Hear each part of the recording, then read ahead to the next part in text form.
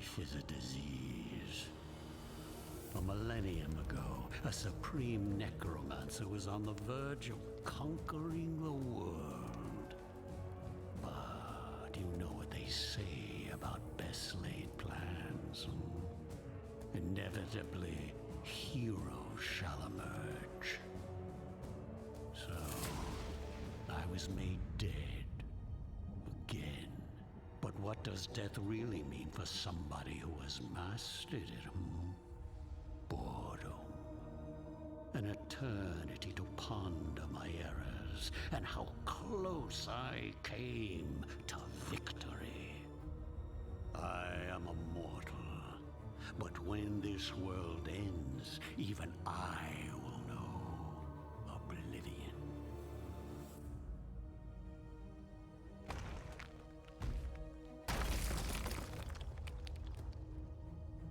And so, I ask myself, will I be given another chance to rise before it happens? Another chance to fulfill my ambition? It seems that fate has smiled after all.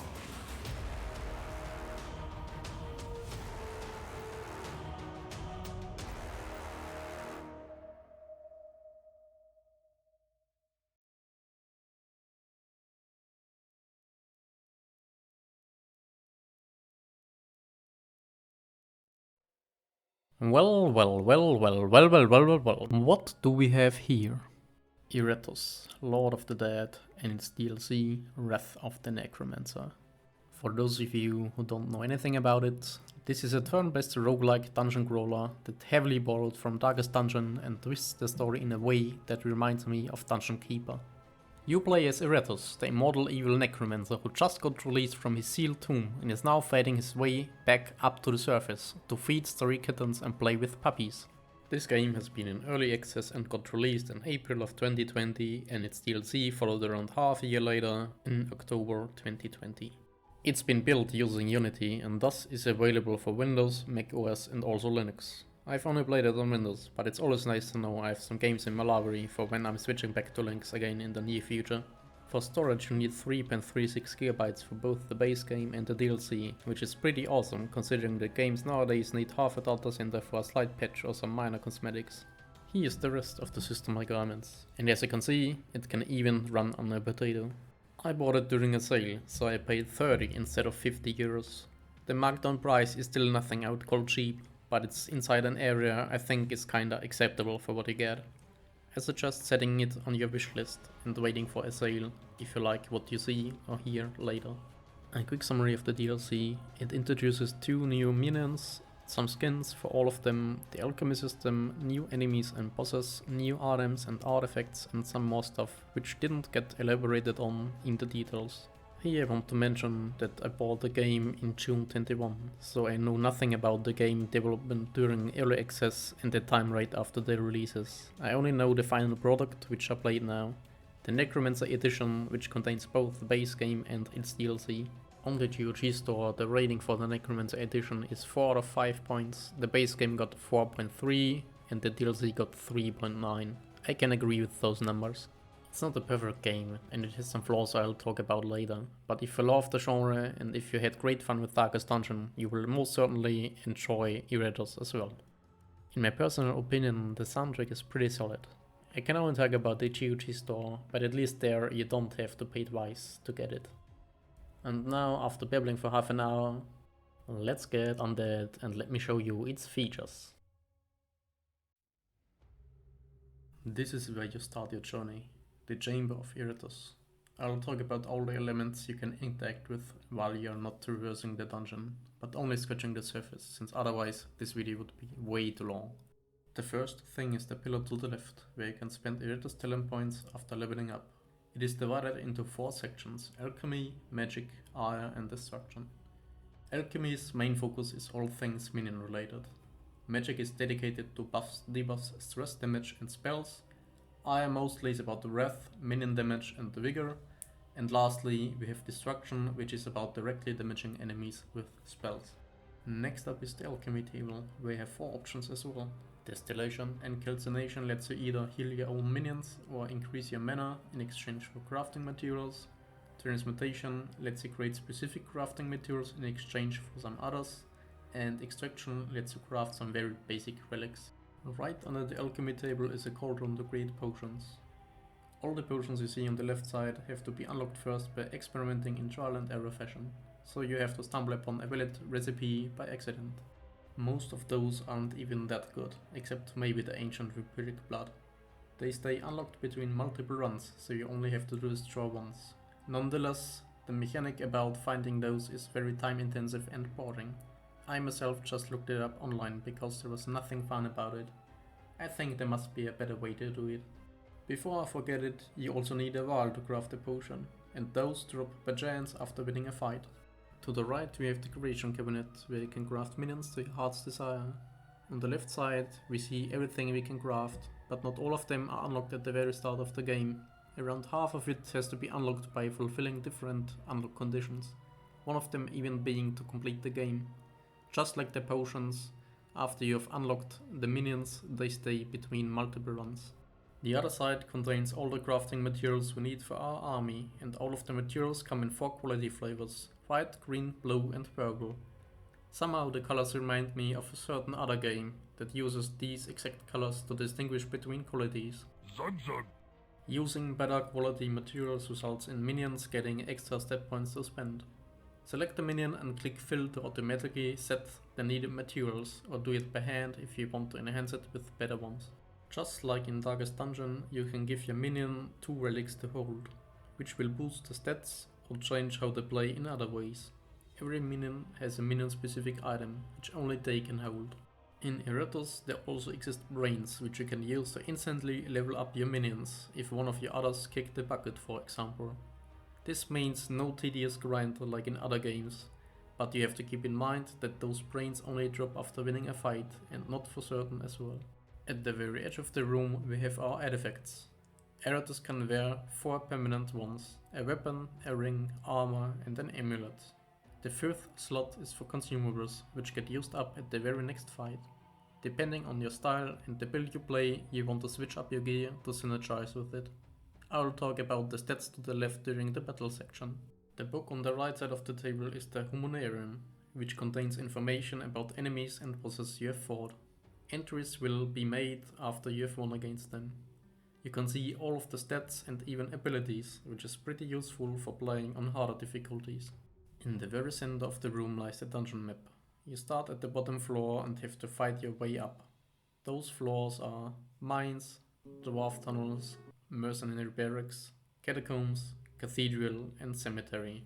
The last one being introduced by the DLC. Starting point of every floor's map is the bottom. You have to fight your way towards the boss, but you have to choose where you go exactly, because you can't visit all points like in Darkest Dungeon and grind your way to victory. If you decide to go a certain branch of the map, the other ones become unavailable. I would compare it to how Slay the Spire works. Behind Iratus is the gate to your personal graveyard, which contains all the buildings you can set up, just like you know it from the Hamlet in Darkest Dungeon. To build those constructions you have to spend a minion and some digger's soul. To my knowledge, the level of the minion you use doesn't make any difference, and the game doesn't tell you about it either. The obelisk grants you digger soul. This currency is used to create and upgrade buildings, as well as upgrading the materials in already existing minions. With the library, Iratus gains extra experience, a pretty important building in my opinion. That lake grants you random artifacts. Abode of Wrath increases the wrath you go into battle with. The excavation site generates crafting materials. Iratus statue gives you some mana. Mortuary heals your minions and the arena levels them up. With the exception of the Abode of Wrath, every effect only takes place when you have won a fight. Now I wanna show you real quick how the battle system in this game works. For demonstration I'll use one of the first fights in the game. As you can see, it's the same concept of a 4 versus up to 4 team fight, and just like in Darkest Dungeon, there are also enemies who take up more than one slot. Conveniently, one of the battle mechanics I want to explain just happened. The trap. Traps either trigger when a unit moves into them, while switching positions for example, or when another condition is met. How traps are handled is one of the game's flaws in my opinion. You can clearly see that something got placed, but there's no way to tell what its effect is. There's just nothing in the UI about it at all. Most enemies have 2 health bars, one being their vigor and the other their sanity. They either die when their vigor reaches 0 or when they suffer a heart attack when receiving additional stress after the sanity dropped to 0. It's just like in Darkest Dungeon, but this time you're the one who dishes out stress. As a defensive mechanic, both your minions and enemies as well can have blocks and wards. Blocks negate physical attacks while wards the magical ones. Stress attacks and debuffs are counted as magical in nature. Your minions and some enemies have something called a feature, which is represented by this blue star here. A feature is an effect of a unit which cannot be dispelled. Some units have abilities to activate stances. A stance is an effect that automatically gets triggered when a certain condition is met, like the Shade's Pain Reflection for example. In the bottom middle section you see 2 tabs for spells. You always have access to all your acquired spells, but here you can access your most used ones directly. Just below it is a tab for your potions. Both spells and potions can only be used once per turn under normal circumstances, so you have to plan out in advance when to fire each. Iratus himself has 2 resources in combat, mana and wrath. Spells need mana to be cast by the necromancer himself, while wrath is used for your minions' strong ultimate abilities. The last mechanic I want to elaborate on is fleeing. Unlike in Darkest Dungeon, your enemies have a chance to flee combat. This gives you an easier victory, but also denies you vital materials for crafting later on. And with that, we have concluded the overview of the very basics of combat.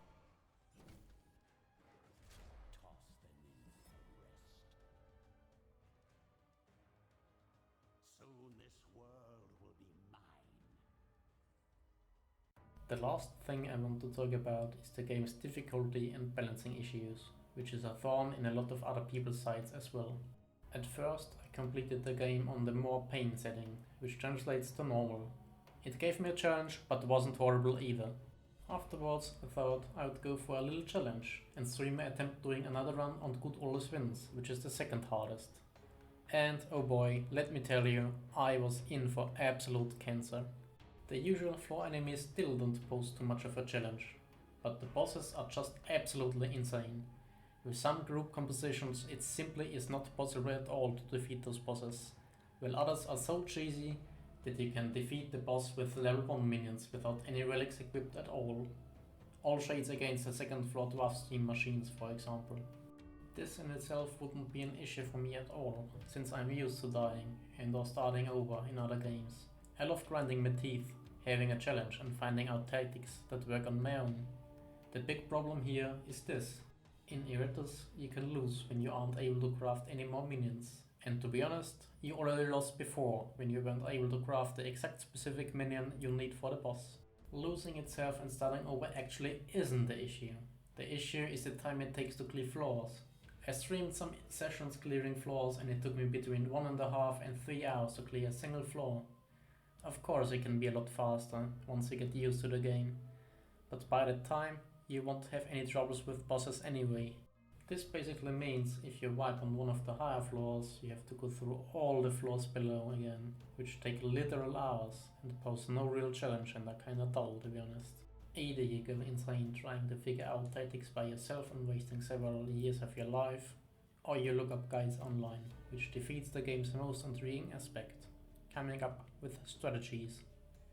After having wiped on the 4th floor's boss, I've decided that I won't waste any more time doing this boring crap and just move on.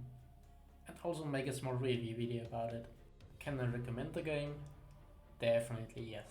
If you only care completing it in normal and you need something for the time until Darkest Dungeon 2 releases, just go for it during a sale.